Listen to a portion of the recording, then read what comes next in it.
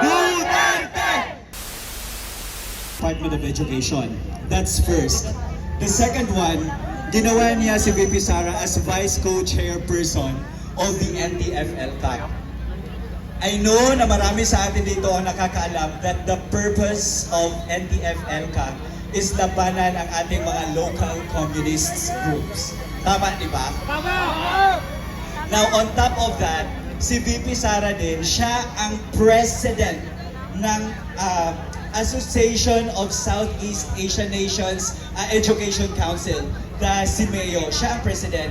And that's the reason why NAPOLCOM, National Security Council, Department of National Defense, nagbigay or gumawa ng Vice Presidential Security Group upang mapangalagaan ang ating Vice President sa tatlong tungkulin niya. Apat actually, Vice President of the Philippines, Vice Co-Chairperson of the NTF-ELCAC, President of the CIMEO Council, and DepEd Secretary. Now, ang nangyari guys, takot ako dito, sandali lang. Ang nangyari, when VP Sara took her oath as the Secretary of DepEd, ang binigay na report sa kanya is that there are 1,871 cases of child abuse from 2019 to 2020, with 15 more regions that have not submitted their report. Imagine that, 1,871 child abuse cases. Okay?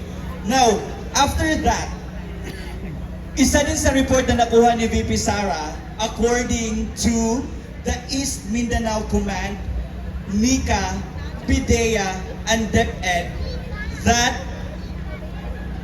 12 years old to 17 years old nag-surrender sa 12 schools, public schools dito sa NCR.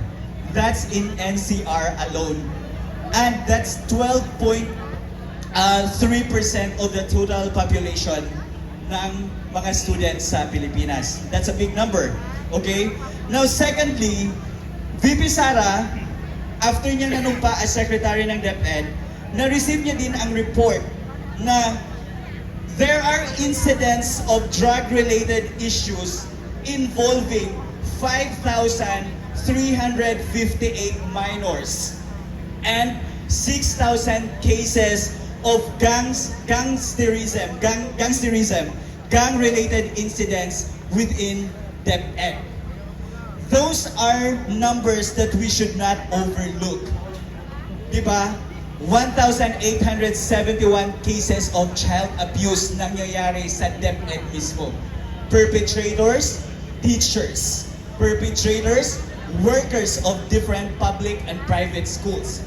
And that's exactly one of the reasons why the confidential funds of DepEd was asked by VP Sara August of 2022.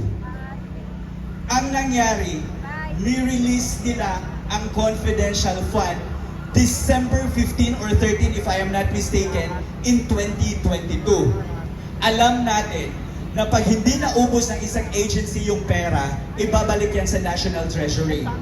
But the projects and programs of DepEd have been implemented as early as August of 2022. And that means tinira nila si VP Sara intentionally of that confidential fund kasi wala silang magamit against her. That's the fact. Okay? Now, they also targeted the confidential funds of the Office of the Vice President. Alam nyo ba na aside from the socio-economic programs of the OVP, VP Sara is trying to leverage the Peace 911 as one of the landmark programs of the OVP. If you are from Davao, if you are from Mindanao, yung Peace 911 po, yan po ang reason bakit naging insurgency-free ang Davao City.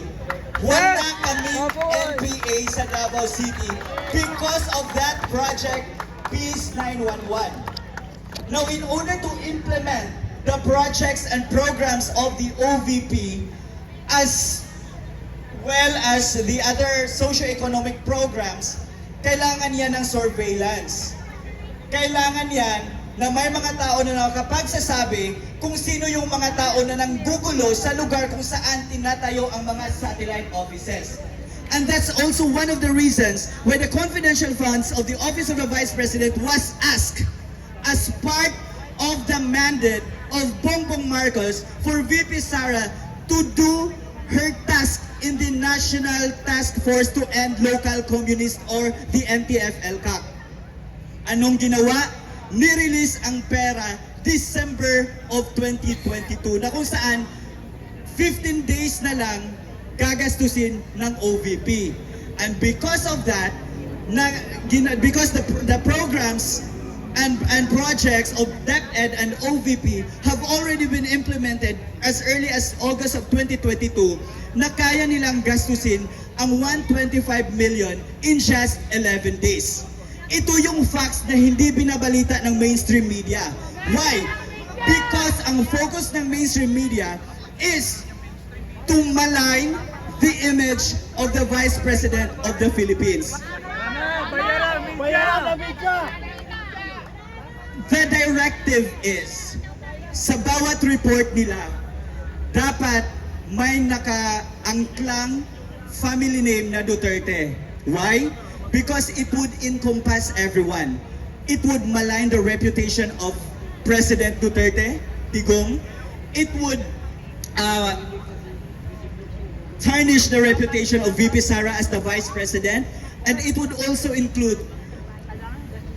Pulong, Paulo Duterte, and Baste Duterte. So, the moment na ginagamit nila ang family name na Duterte sa media, the more it would be written as part of the history. So that's part of their demolition job.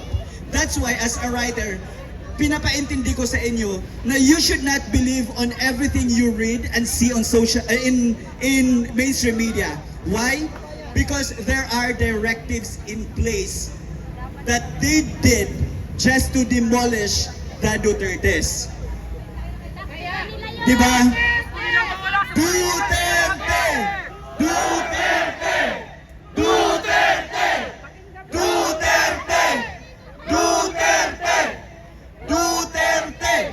Alright, so last point. Yung confidential funds, bago yung issues lahat, bago nag-meeting si Tambaluslos at ang Makabayan Bloc, ang sabi ng COA, the Office of the Vice President and DepEd, they have been complying to the requirements indicated on COA, on the Joint Circular 2015. Ang sabi, sinasubmit ng OVP yung mga lacking documents. If they are able to send out AOM or Audit Observation Memorandum to DepEd and OVP, that's because they want the OVP to comply to the lacking requirements. So ang ginawa ni VP Sara, kinukomply niya. Halimbawa, nagsasabi yung COA, hey, wala kayong documentation sa event na ito or yung mga gastos dito, may nakulang na documentation. It did not satisfy the requirements that we impose on that certain project or program. Ang ginagawa ng OVP, they comply. Sinasubmit nila. Pero ano ang directive?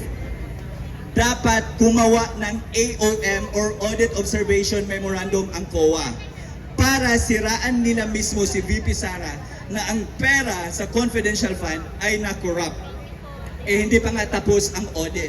VP Sara still has until February of 2025 to comply with the requirements set by COA para mawala yung yung mga documents na hinahanap nila sa AOMs nila ay mawala. And that means to say, the moment the OVP and DepEd comply to those requirements na hinahanap ng COA, makli-clear si VP Sara sa confidential funds allegations against her.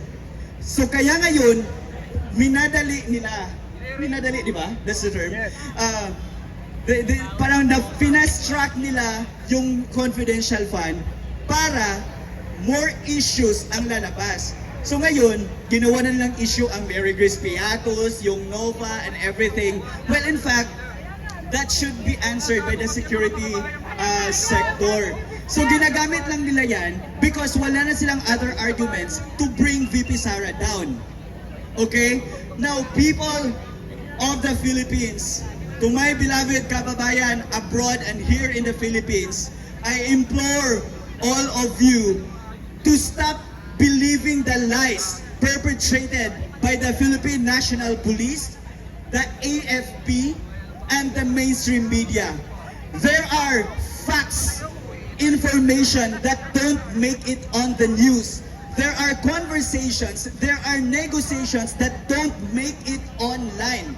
And that means to say that we should be more vigilant in weighing things out so that we would be able to fight for the causes that we've all been advocating for. And that's the point of all these activities that we are doing. Dapat, what's be vigilant pa in Tagalog? Dapat maging mapagmatsyag tayo. Huwag maniwala. Pag naglalabas ng mga information yung mainstream media, huwag diretsong maniwala. Because I myself is from the media. I know exactly that we have to frame news. We have to angle news for readership. We have to frame and angle news for us to be able to gain more readers and gain more clout. But right now, there is already a big gap between the mainstream media and the social media. Ngayon, mas natatalo natin ang mainstream media. Kaya kayong lahat ng mga vloggers, writers na nandito, huwag kayong matakot. Civilian supremacy. We are more powerful than our uniformed personnel. Ito lang ang masasabi ko sa inyo. Let's continue support VP Sara and let's continue to prove to the Bangag administration that at the end of the day, it's the majority of the people that dapat masunod. Okay? Now, yan lamang po ang aking speech for tonight and thank you for the opportunity. We are doing all these things. Ginagawa natin ito lahat para sa Diyos, bayan at bawat pamilyang Pilipino. Thank you!